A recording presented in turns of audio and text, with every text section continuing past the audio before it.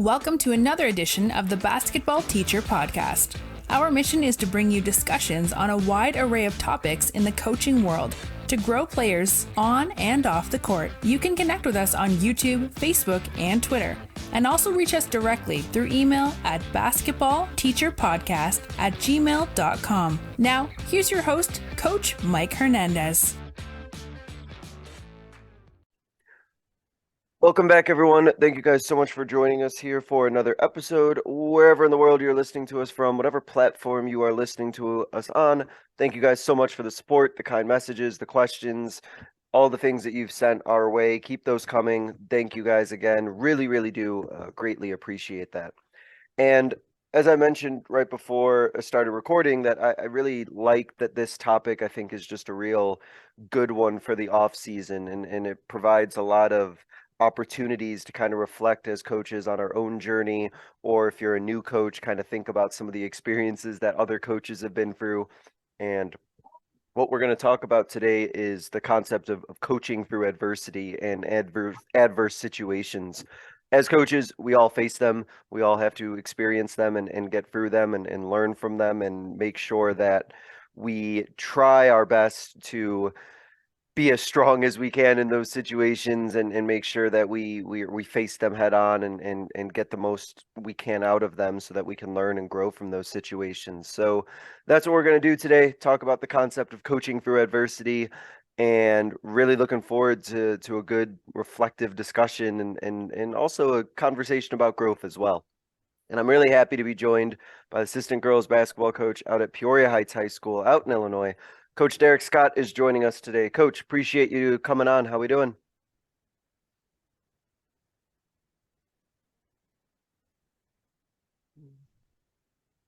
Pretty good. Thanks for having me, Coach. Yeah, absolutely. Really happy to have you on, Coach. Let's go ahead and get started with your journey. Where's the game of basketball taken you? Where has your coaching journey taken you? I know you talked a little bit about it before we started recording. And what were the steps that got you out to Peoria Heights? Well, I've coached for 13 years, and I started my journey on the south side of Chicago, a very interesting situation at a small charter school on 54th and State. And it was kind of a wild ride my first year of teaching, and I got the opportunity to coach basketball as well, and just went through some adversity there. We didn't play in regulation gyms most of the time. I got to coach against some really good players, including some current pros, and we usually got our butts kicked pretty good.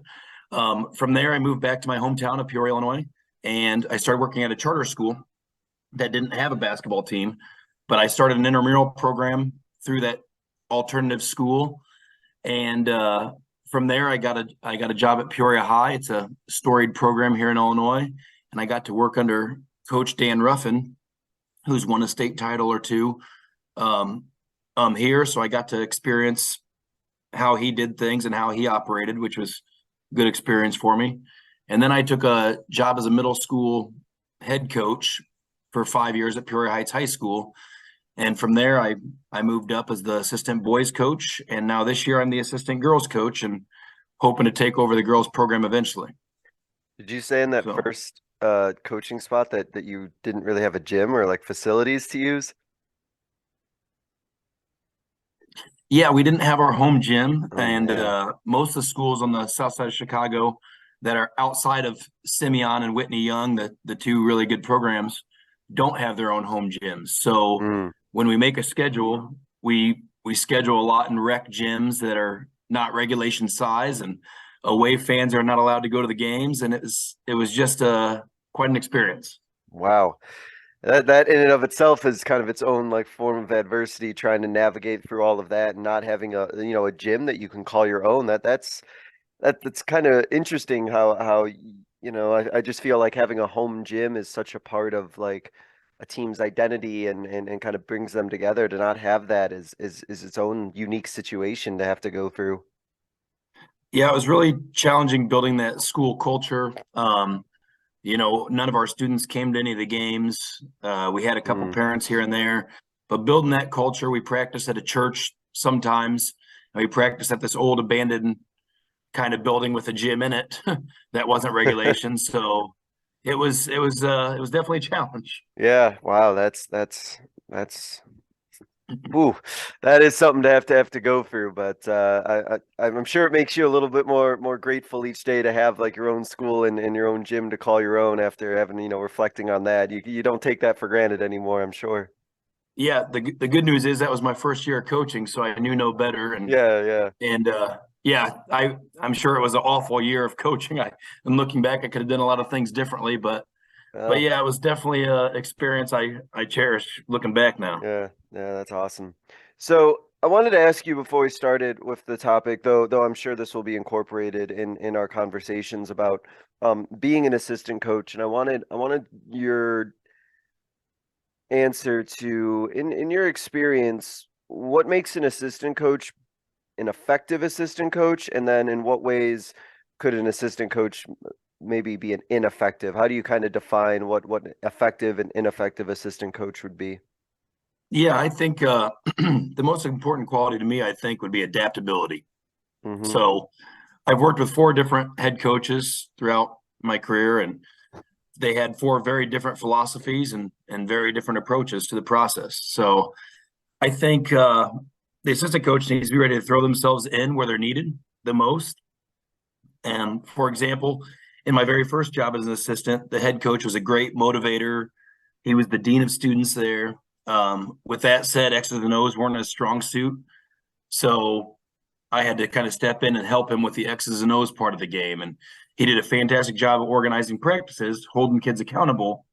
So I kind of stepped in with his approval and implemented an offense, press breaks, out of bounds plays. So I kind of did that aspect for him. We complemented each other well, but at the same time, then under my second job under Coach Ruffin, who's a state champion at Peoria High, I saw that he had an established program. He was pretty set in his ways in terms of the rules of the team, the practice plans, the systems, etc. So I took on the role as a statistician, mentoring the students in class. Him and I were the only two coaches on staff that were in the classroom with the students. And I also worked on the recruiting aspect of the students, and I saw that they weren't really doing much to get their kids recruited at the next level. So at the end Mm-hmm. of the day, adapting to what programs need, um, I think is a vital part to any assistant coach. Mm. Yeah, and your job is, I think it being assistant is so interesting because your job is kind of this blend of needing to follow through with the vision and the needs of the head coach, while at the same time you still want to maintain your own level of like being your own person, so that you have to bring your own unique, aspects of yourself as a coach to that position. Otherwise, why are you there if you're just gonna parrot what the head coach is? So like that's such an interesting balance to have to make sure that you're following through and being adaptable, like you mentioned, to what the head coach wants, but then also you have to maintain your own sense of like being a unique coach who brings their own things to the table as well. For sure. Hmm. Yeah.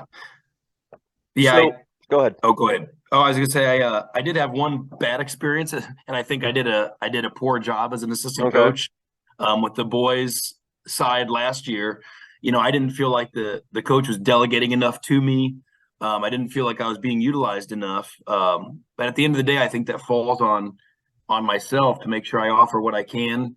And if the coach didn't utilize me, at least I could say I was doing my job. I offered what I can there, and try to feel good about it at the end of the day based off what I did, you Hmm. know. So, Yeah, and that could be tough to try and like advocate for yourself, or try to have that conversation sometimes, and you want to be supportive, and you want like I said, be the best help that you can, but also as an assistant coach, right, you want to be doing something. You want to be involved, you want to be active, you want to be like engaged in the process and feel like you're contributing in a meaningful way to the success of the program. for sure. So let's talk about your experience through adversity, so to speak, since our topic is coaching through adversity. When you think about that topic, what are some of the situations? Let's start with there. What are some of the situations that you face that have kind of put you through some adversity? Well, as I kind of just stated, that one negative experience as an assistant coach, Mm-hmm. I didn't feel like I was being utilized. Showing up to practice, not being directed to do anything. Eventually came to the terms with the fact that the head coach wasn't going to use my strengths, and I did what I could when I could. But I went back to asking myself the same question over and over that I asked as when I was a head coach is, why do I coach? Um, and if I answer that with it's to help the kids have fun, learn a game, bond, and form a team. And once I asked myself that question, it was easy to kind of jump in and contribute to the student athletes in spite of the systems that were kind of put in place. At the same token, I had to make sure I kept my thoughts about the head coach private and not oust them to the players. So I don't think it benefits anyone to talk bad about a coach who's kind of put in hours for kids, regardless of if their methods are different than the approach you would take. So experiencing adversity for me is kind of just, getting back to the roots. Why do I do this? As far as from a team standpoint, I've been on some really, really bad teams. So focusing through adversity on a winning and losing aspect, I think we need to kind of go back to focusing on goals, focusing on why we do this, focusing on why we're here at the end of the day. So when you talked about like focusing on goals, what do you think that is? What has that kind of looked like in previous programs you've worked in, or what are some goals of your own that you've worked to establish? Well, when I took over the middle school program at the Heights, it was they had not won a regional since I think '02. We had never made it past regionals. They didn't have a sectional title there, so I wasn't going to come in and say, "Hey, let's set our goal to win a state title." I kind of told the guys, "Hey, our goal is a regional championship. We've been there before. It's been a long time, and we were focused on that little aspect of winning a regional championship and not really focused on winning a state championship." I also had the students create individual goals, what they'd like to see, as far as what would they like to contribute to the team. Mm-hmm. And for middle school kids, I had some crazy goals at first. One kid said he wants to score 40 points a game, and another kid said he'd love to block 10 shots a game. And so we had to kind of put it into perspective and create some realistic goals for them based off what they did last season. But once we put it into perspective for them, like I created one goal for this one kid who wasn't very good offensively and said, "I'd like to see you get 8 deflections a game. Let's work on that and work on little individual goals like that with the kids, along with team goals."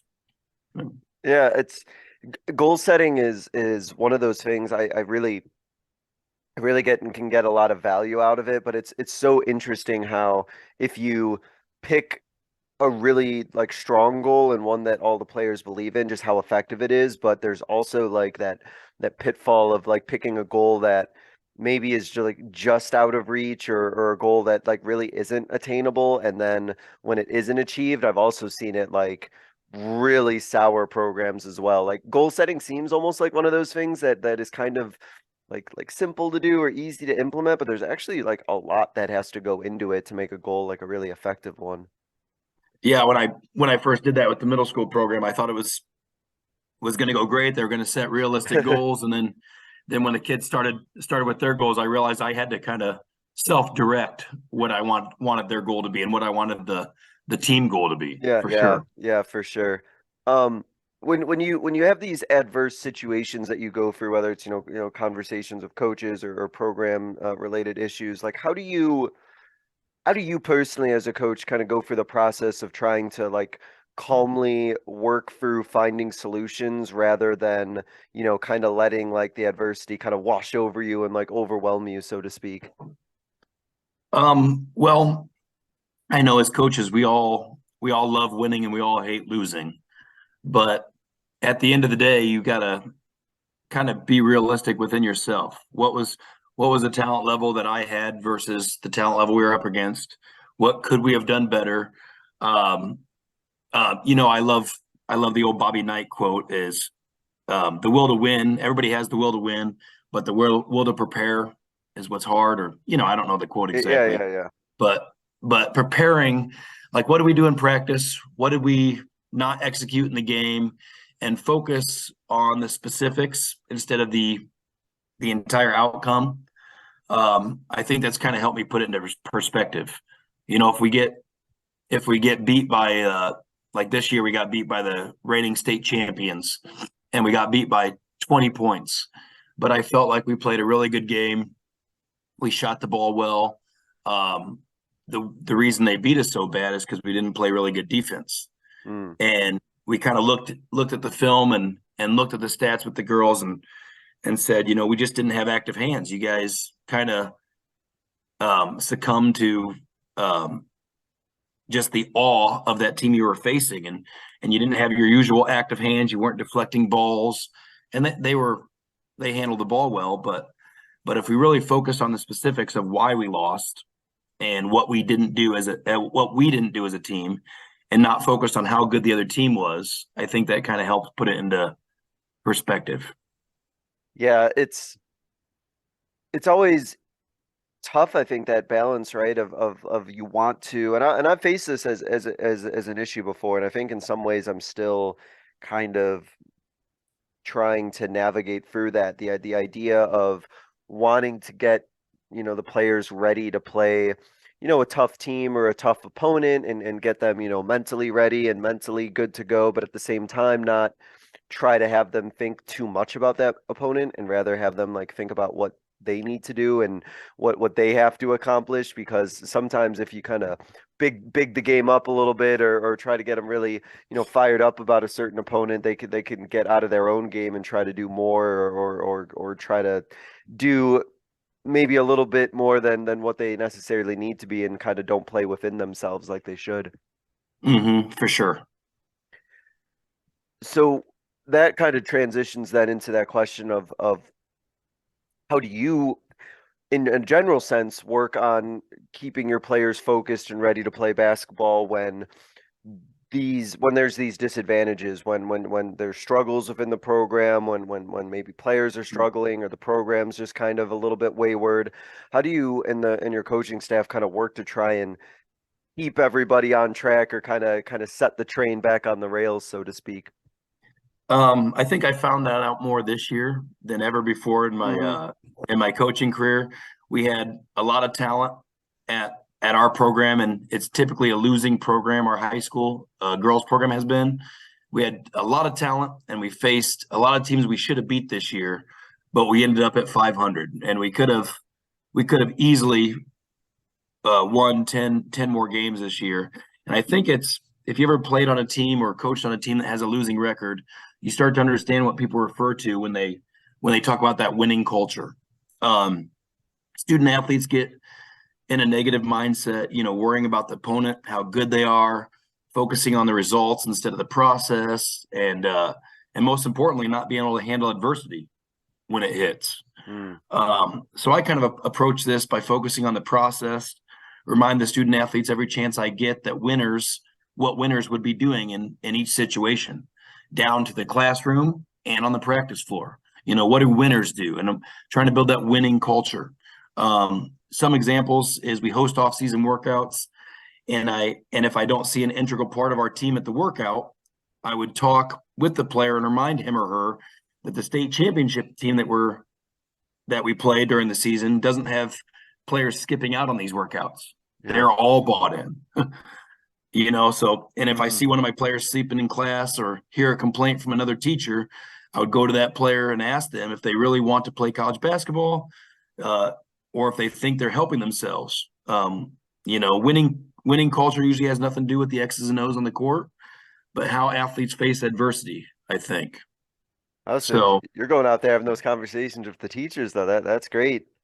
yeah, for sure. Going I right mean, to them. I'm a teacher myself, so I know that negative mindset that, if they're not doing what they need to do in class, they're probably not doing what they need to do in practice at the end of the day. Yeah. And is that, in going back to your answers, is that been something that you've faced either at your current position or previous positions where you're in programs that maybe traditionally don't have a lot of success, so the players themselves already kind of have low expectations, or they don't really uh have that confidence in them, or have you found that your players, even if traditionally the program hasn't been successful, still feel pretty confident that the program can do well? Like what is that process of like just building confidence within the program been like?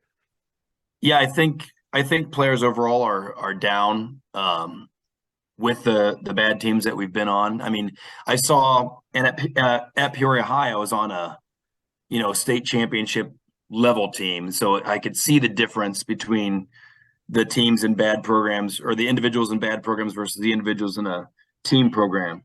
There's the biggest thing, I think, is that there's a lot less questioning when the program has success. When the program hasn't had success, it's pretty easy for the players to question being on the team, question what the program's doing. And we don't always get our best athletes out for the team, and when it's not successful. So that's kind of what's been hard at a program that may be down a little bit. So Yeah, that's kind of what I and see. and that's its own like adverse situation, I think, as a coach to for you to have to experience, or maybe coaches who might be listening, who might be taking over kind of a struggling program, is that trust definitely isn't there's a lot of doubt that maybe the players and the parents and the community have, and you really do have to prove yourself, because they're not going to necessarily be bought in, or not going to necessarily think they're going to be successful, and they're going to really want to know, like, does this coach know what they're doing? Like, are they the one, so to speak, who's really going to be, he or she, that is going to go and turn this program around and get it on the right on the right direction? That trust is not inherently there to start with. For sure. Yeah.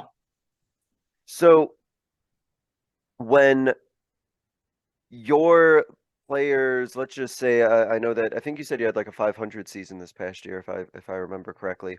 And Yep. so a 500 season brings its own like ups and downs, and throughout that season this past year, were there any lulls? Were there any like rough stretches that you had to kind of like, you and your staff had to kind of persevere through? And if so, like what was that like?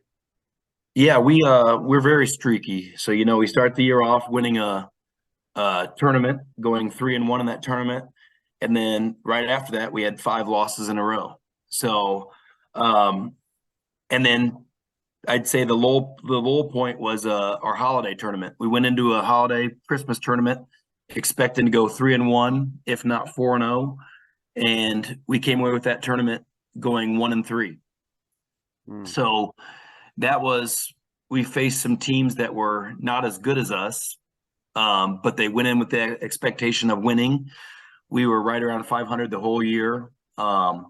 And the fact that we had never won in program history before this, I think they got a little taste of reality that you're not just going to go in to a gym and beat a team that you're better than. yeah. So there was that lull there right at Christmas time for sure.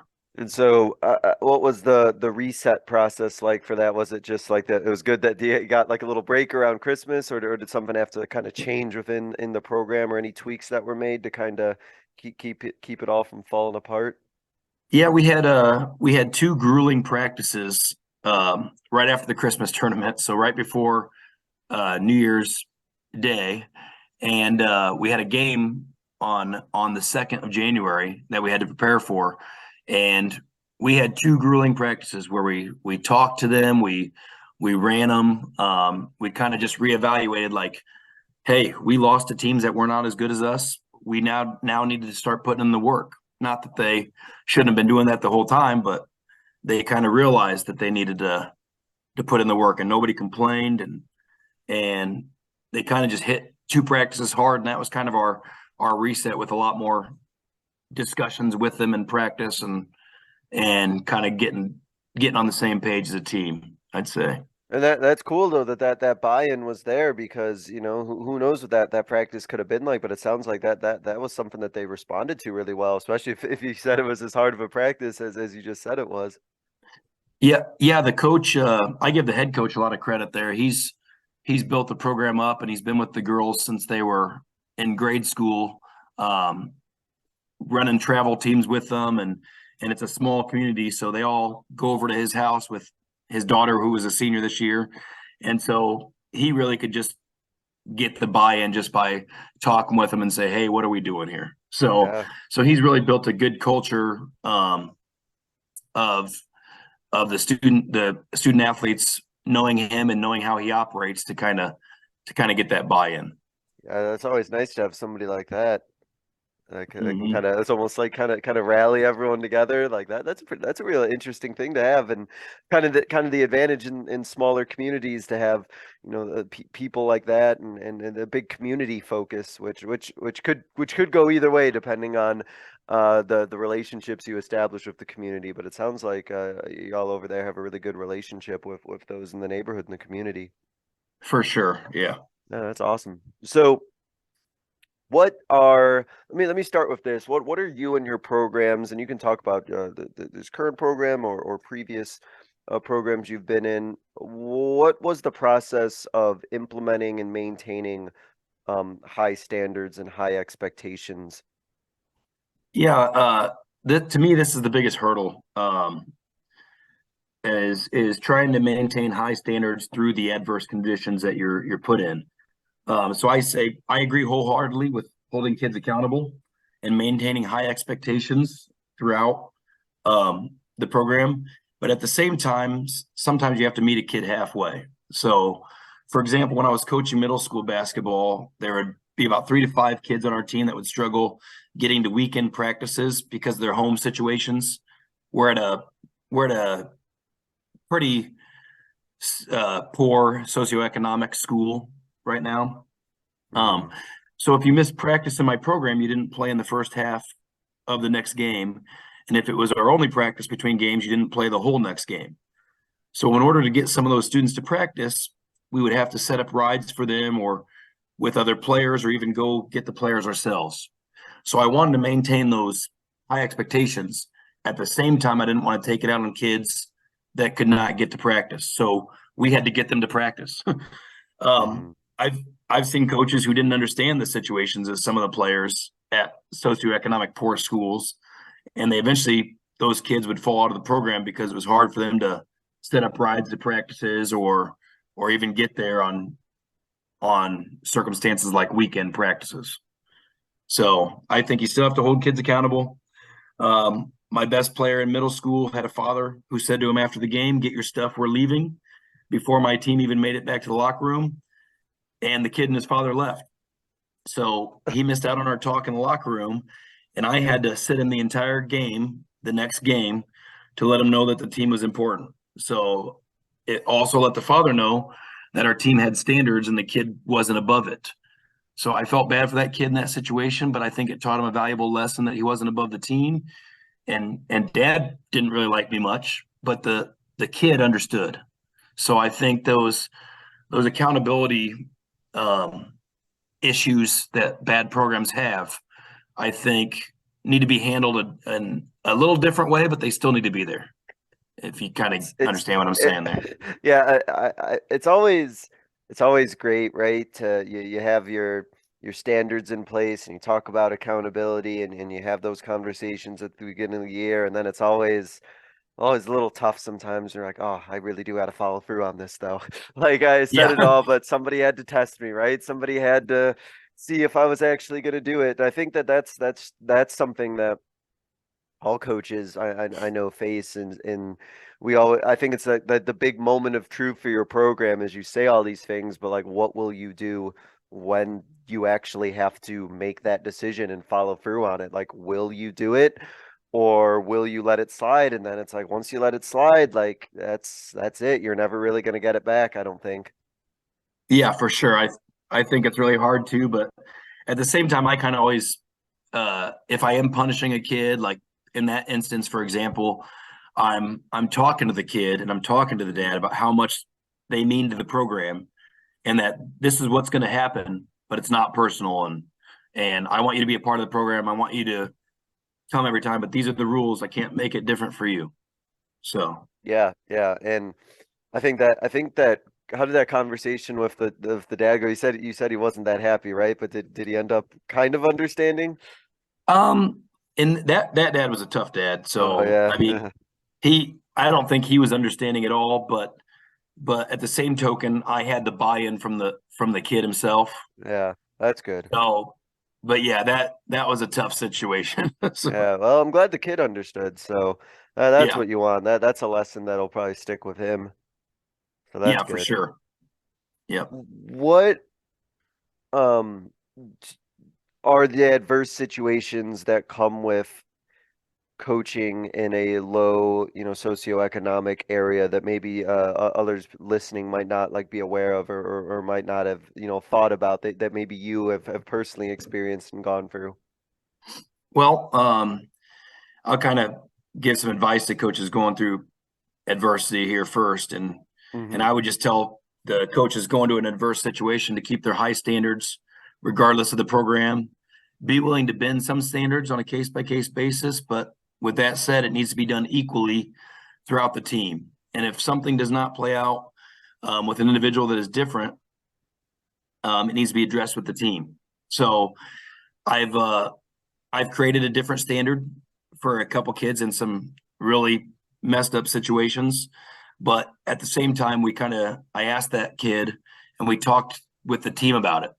Said, hey, I'm going to create an exception for you here, but you're going to need to own up to the team, and we're going to need to talk with the team about why this situation is slightly different for you. So, I mean, it's building that culture in the poor environments, building that culture, being consistent, having high expectations still, and getting them through what they've usually done, which is, people not holding them to high standards, or people not putting in the effort for them. And that's what's led to the bad programs constantly repeating the same mistakes. So yeah, I've allowed a kid to be late to practice because his mom and dad worked overtime. And if we had a late practice, he had no choice. Normal practices, he'd had to be on time just like everyone else. And because I made an exception, we brought it up with the team and that made sure the team was okay with it. Also, through the challenge of losing teams, I'd say keeping the student athletes reaching for little goals here and there, and not just those overreaching goals, which are still important to have, but definitely give them something to feel good about throughout the process. Is what I'd say is fairly important. So you had when you had to make certain exceptions for certain players, am I getting that right? That you brought that up to like the whole program, so they knew what that kind of exception was, and that everyone was Yeah, like on board with it. No, that's cool. I think that's yeah, for really sure. transparent.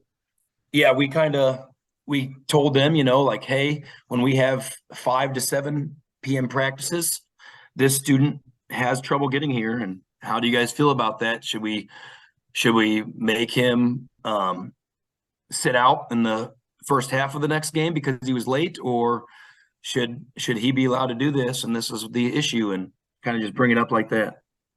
And So and that must, I think that also probably has to help a little bit with, team chemistry, and if the players are all right with that for that one player to know that like their teammates, got their back and are supportive and kind of understanding their situation, that could really be helpful to bring a team together. yeah, for sure. And you mentioned transparency. I think that is, I didn't touch on that aspect, but that's huge for me in any program is transparency. Tell kids where you're coming from, tell kids why we're doing certain drills. And they, like you said, the kids are going to question a coach that hasn't been in a very successful program.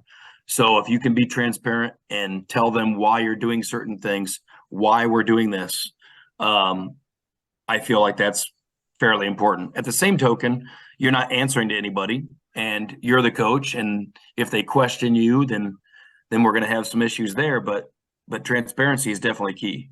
Yeah, it's kind of the difference between like questioning you for the sake of questioning versus like asking why because they legitimately want to know the purpose of something so they can understand it and work to try and actually like get good at it once they know like what they're trying to get good at. Yeah, and even introducing new drills, I'll tell them, they won't even ask, but I'll tell them this is why we're doing this. This is what it's going to benefit us. And I almost feel like I have to in the programs I've been in to explain the why before they they see what we're doing. And I think that's just also like a good like coaching practice. Like you should as a coach, right? Like reflect on why you're Yeah, doing the things that you're doing. So it is good to like have that conversation with yourself and reflect on it for yourself. And then that way it's like, okay, like I know why I'm doing this, and now I can confidently explain to our players why I'm doing this. And it kind of makes your coaching, I think, just more purposeful when you have that reflection and think about the why. for sure. Yeah. So what advice would you do you think you would give to a coach who's maybe going to be entering into a program that has had challenges and had difficulties and is in a situation where there's going to be adversity already in place? What advice would you give to a coach who might be stepping foot into a situation like that? I'd say first thing, you need to kind of pre-plan everything you're going to do beforehand. So, what kind of culture do you want to build? For example, this past year, I built the culture. Our mascot is the Patriots, and I built this culture of PATS. Okay. Is It's an acronym that stands for passion, accountability, teamwork, and shots. And basically, everything that we do breaks back to one of those four um, culture aspects of that acronym that I can go back to. If we're not running hard in practice, we can go back to passion. Do you have the passion to be here? If we're not moving the ball around, or somebody's taking too many shots, or are you being the best team player? Are we doing teamwork, right? So really planning a culture that you're going to implement day in and day out, and go back to that often because you're going to need to. The players that in an adverse program don't have the skills that we'd like to see out of a player. They don't have the hard workers per se, or the team players. They have a lot of selfishness. There's a lot of players that like to do things halfway, Hmm. and you gotta come in with that culture right away. So Yeah, you really can't in a situation like that. I don't think you really have to really establish yourself like right away. Like you really got to almost like assert yourself, not really in an arrogant way necessarily, but you got to go in there with a certain level of confidence, maybe more so than you would in other situations, because there's a lot of doubt, right, that we've talked about before. There's a lot of doubt and a lot of questioning about who this person's going to be, and I think you got to walk through that door just really knowing like who you are and what you're about, and just being very confident in yourself, and just believe that you can be successful wherever it is that you go, even if it isn't a program that's struggled in the past. yeah, I agree with you. The confidence is key in those programs, and knowing what you're going to do, having confidence in what you're going to do, and don't leave any a line for the kid to kind of question. Don't have a practice that's not laid out perfectly. Like just kind of plan your practices and adjust as you need to, and having that confidence is huge in programs like that, for So what sure. what was your situation when you first kind of stepped foot in at Peoria Heights? What was your kind of mentality, and what did you kind of do to kind of I guess establish yourself, for a lack of a better term? Yeah, well, the one aspect that they had not had before was they didn't have very organized practices. So I pre-planned a month before the season and planned out my first 5 practices.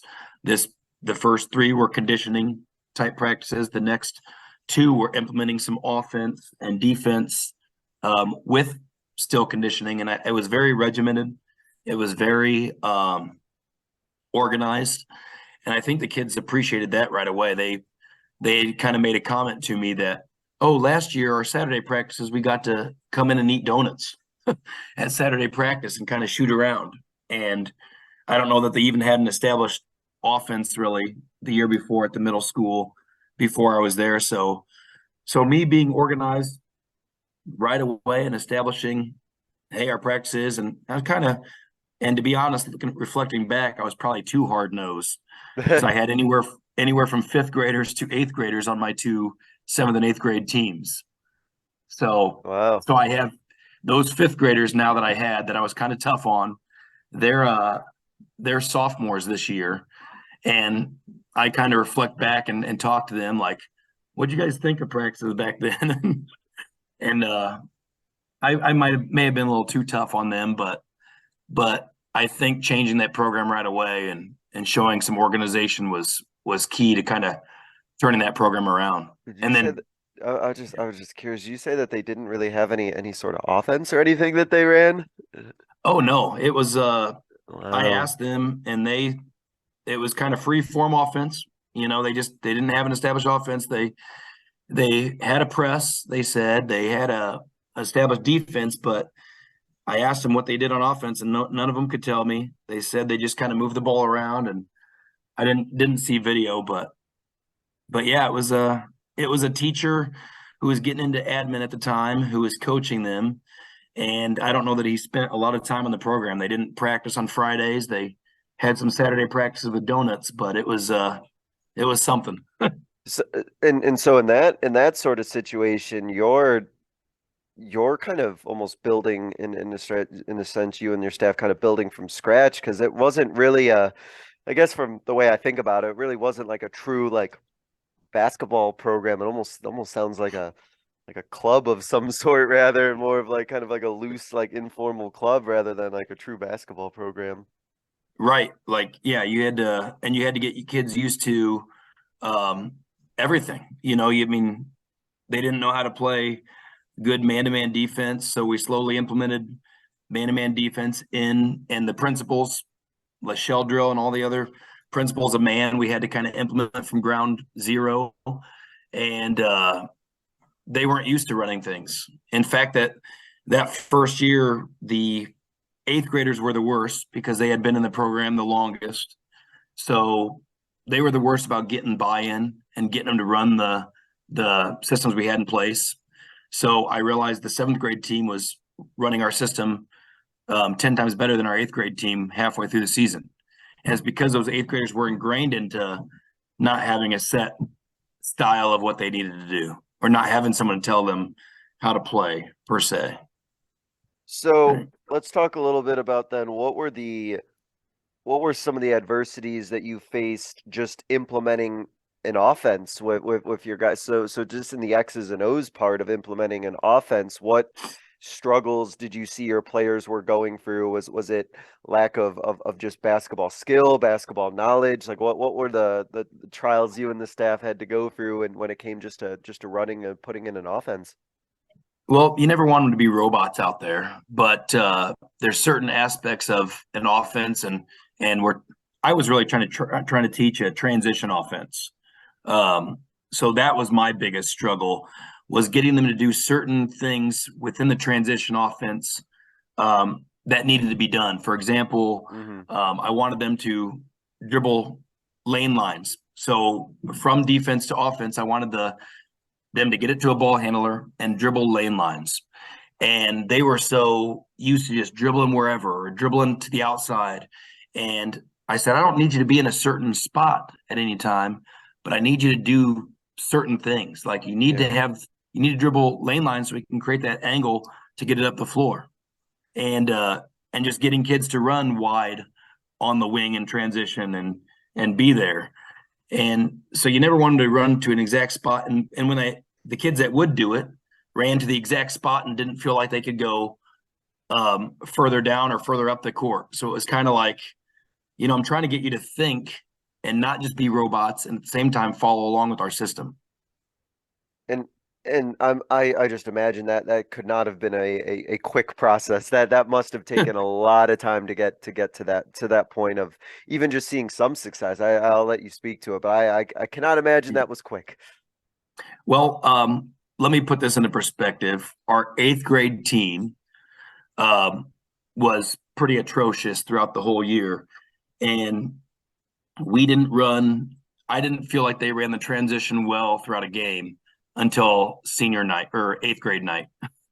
So Oh, wow. until the end of the season, and it took a kid that only played 50 minutes for me throughout the whole season to get a start in eighth grade night. And he was a really smart eighth grader, just not, he didn't have a lot of talent. And they ran a perfect transition on opening play, and he got the layup in an and one. And those were his only points of the whole season. And I'm not even lying or exaggerating here. I kind of had a tear in my eye because he didn't get a lot of playing time. His mom was in the stands. He had an and one layup, and they ran that transition perfectly. So it was awesome. Wow, you're just like it finally came together. It may have Yeah, taken a little bit of time, right? It may have taken and some time, but we got there. took a kid that didn't play to kind of run in the right spot, run down the block in that transition to Yeah. make it happen. So Yeah, that's awesome. Defensive adversity. It seems like was that a little easier? We were putting in the defense and refining that. Was there some more knowledge they had to work with, or was that just as much of a struggle?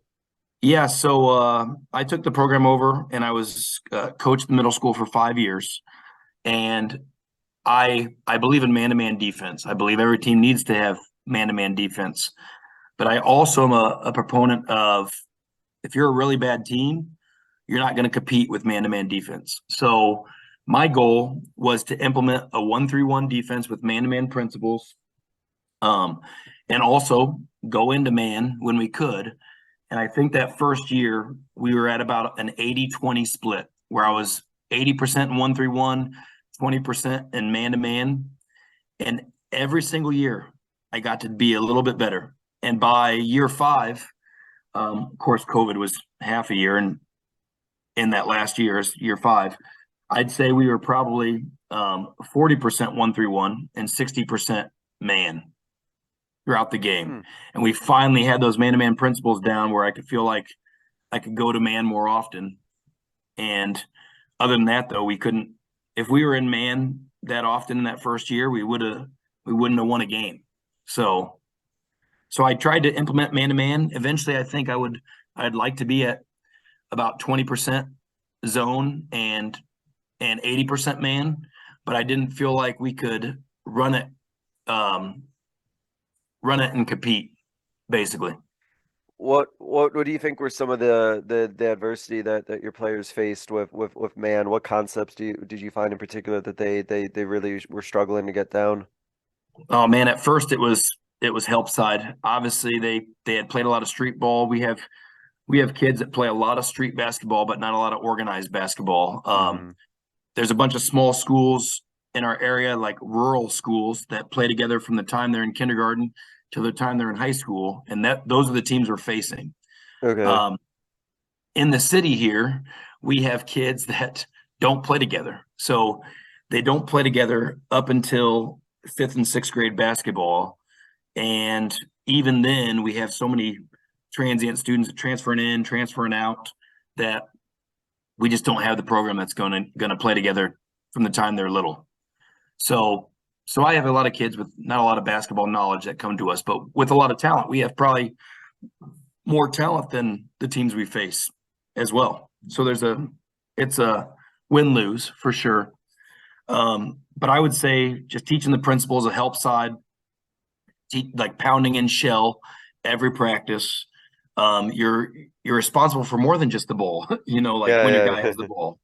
So it's almost taking it back to you know, like my son's in fourth grade right now, and on his travel team, I'm coaching my son the same thing I'd coach my middle school boys when I was there.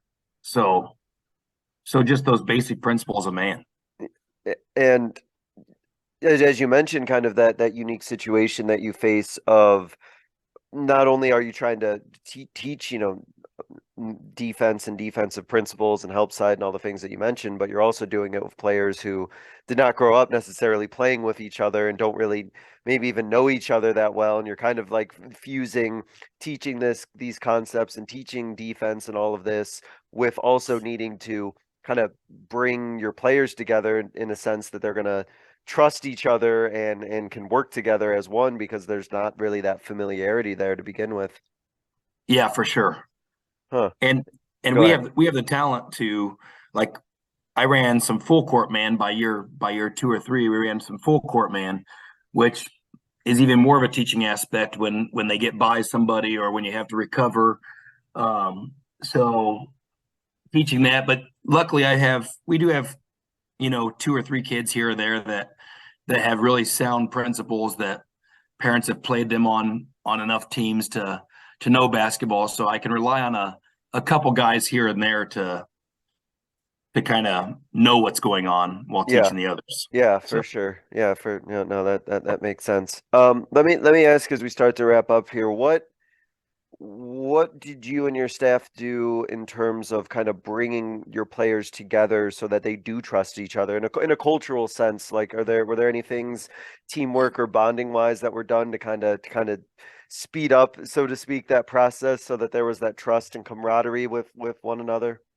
yeah, I think the best thing I did, especially at that program in the middle school, is I brought them in for a Saturday team bonding day, and I still have some videos of that day, and it was really great. I think that was really great for the program. So, for example, we had the pool noodles. Pool noodles. We got them out of the PE closet, and we had a gauntlet where there was half the junior high kids on one side, half on the other side with pool noodles, and we wanted to see if anybody could dribble through the line without losing the ball, and they'd whip each other with the pool noodles, and that was one of our team building activities. And then we had some canoe races where they were intertwined, like they're on their butts with one person holding the person behind him's legs, and they all had to like work in lines and race each other for to see who could make it across the gym. And I just had different team building exercises throughout that day, and they had a blast with it, and it really kind of brought them together, I think. That and that was something you said that you saved. He saved that. Yeah, I have some. That's cool. I have clips of videos, That's cool. from that day that kind of I was looking back on. I was like, oh yeah, that was awesome. Yeah, that's awesome. That's really cool. As you start to think about the future and of the program and your future as a coach, what are there situations still that you are anticipating might be some adverse situations that you're coming? Are there things that you're kind of thinking of as you're going ahead, or do you feel like you kind of have a good grasp of where everything's kind of going in the future for the program? Well, on the girls' side right now, we have high expectations for next school year. We only lost one senior, and she had been out of basketball for 2 years. So I mean, but she was still valuable to our team. But we have a former D1 football player that is our best athlete ever at the Heights. His daughter is coming up as a freshman, and she's been doing really, really well on the travel circuit. So we have 2 freshmen that are going to come in that are probably going to have big minutes for us. And we have some high expectations for our girls program next year. But the one thing as far as adversity that I can see happening is that we want practices to be harder. We want them to be more focused. We want them to cut out a lot of the fun stuff from practice the year before. And I talked about my head coach a lot. I love working with him, and he's established really great relationships with the girls, but he has created a pretty loose environment at practices too, where I don't feel like we're working hard enough or we're practicing hard enough. So when we turn the program towards a more serious note and creating harder practices, I can already tell of 2 or 3 girls that I'm going to have to continually talk up, continually be on, because they're not going to like the fact that it's harder. So that's the adversity I could see going forward here. So it's practice are going to look a little bit different. Is what I'm getting, huh? It can be Yeah, for sure. be a bit of a change and be maybe a wake up call for some of your players. Yeah, it'll definitely be a wake up call. Yeah, there's a lot of standing around time, a lot of talking time that we're gonna cut out for sure. Interesting. It's going to benefit the program for sure, but yeah, that'll be a bit of a bump to go through, but it'll all pay off in the end. That's awesome. Um, Yep. to wrap up, Coach, there's a couple questions I ask every guest, so I'll go ahead and start with this first one here, which is thinking back on your coaching career. What is a moment from your coaching career that you think others listening would be able to learn from? Oh man, it's a story, and if you have a minute, I'd like to tell it. But I'm ready. all right, it was so it was December 14th, 2009. We had just lost to Anthony Davis's team up in the south side of Chicago. So I don't know if you know this or not, but Anthony Davis was only about 6'1" as a freshman sophomore, and he was a point guard on a really bad south side team. So he didn't play at a Simeon or a really great Chicago team. He played on a pretty bad team, and we barely lost to him. And Anthony Davis, he scored 14 points, and I mean he was good, but he wasn't super good. But I don't remember much about the game. But I do remember after the game, we had 3 coaches on staff, and there was 2 coaches. They both happened to be from the south side of Chicago, and myself, who I'm from a small town in central Illinois, and then the bus driver and 16 student athletes. Well, those other 2 coaches drove to the game, and I was the only one left on the bus with the bus driver. As we were pulling away from that south side school, it was Perspectives Calumet. A mob of kids started throwing rocks at us, throwing up gang signs, kind of cussing as we pulled away. And I had my student athletes were hanging out the window, yelling back. I was trying to calm them down. And all of a sudden, we had a kid open up the back of the bus and jump out. Well, I immediately ran to the back of the bus and kind of armbarred the rest of my students in that were going to come jump out with him. The bus driver immediately shut the door, and I was yelling at my student to come back. We were in a pretty dangerous situation at that point. And long story short, it was yelling back and forth.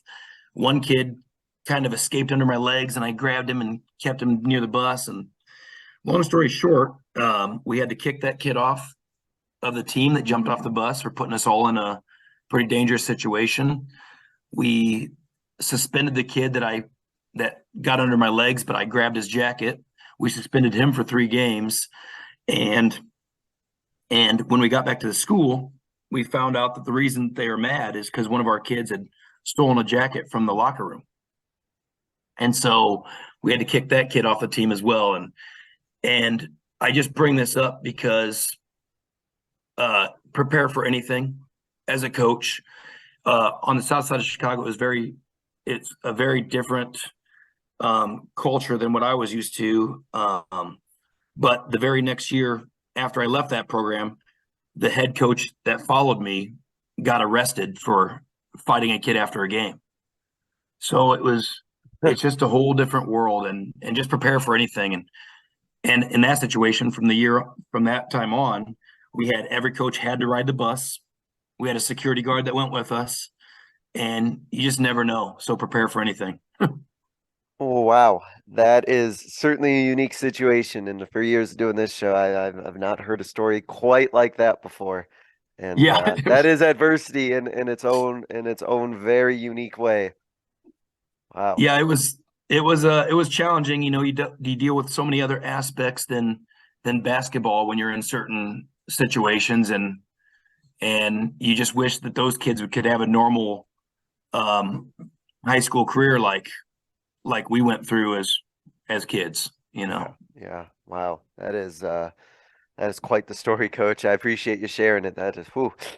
Yep. To wrap up, Coach, I give every guest what I call a 60-second soapbox, kind of a platform of a final message, so to speak, for you to kind of share with the listeners, a closing thought, just something that you kind of want to get out there and leave the listeners with. And You can kind of take it in any direction you want, and I'm not going to time you either. So go ahead, Coach. Go ahead and kind of take it from here, and I'll let you have your soapbox here. Well, this is for me along with other coaches, but I always have to keep telling myself this, that enjoy the process.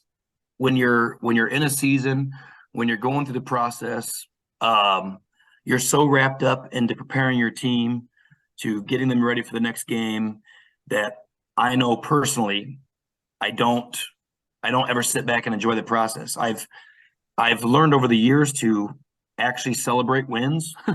When I first started coaching, I didn't celebrate enough when we did win. I didn't make it a big enough deal to the students. And I just got to tell myself and remember that we're creating experiences for the students. It's okay to have fun sometimes. It's okay to enjoy the victory. And I don't always take the time to do that. I'm so invested in that Bobby Knight principle of preparing, getting them to prepare, practicing, doing what we should be doing, that I don't take enough time to enjoy it, to have fun throughout the process, I think. What I have done a good job of is I had a PE teacher that wrote a stat book for all our different PE games growing up, and it kind of stuck with my friends and I. So every year I create a stat book for the students to take with them at the end of the year. And I'll have to send you pictures of this on Twitter. But I've had students from 5-6 years ago, one's playing pros in Europe right now from Peoria, that said, "Hey coach, do you have those stat books anymore? I lost mine.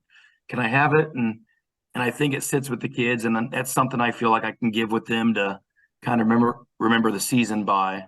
But we do this for the kids. We do this to create good experiences for them. It's not necessarily about wins and losses.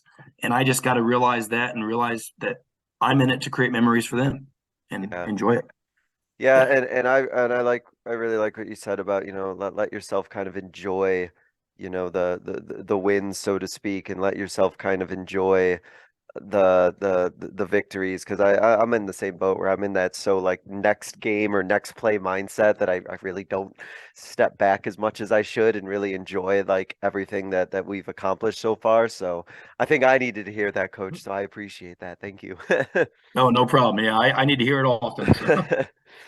Coach, appreciate you coming on and joining us, talking about a lot of situations regarding adversity and getting through it. It sounds like you've been through quite a few interesting situations and in a lot of different programs, but I'm really excited for you to kind of continue on with your journey and keep doing the great things you're doing out there in Peoria. So appreciate it, Coach. Thanks for coming on, and best of luck next year and going forward.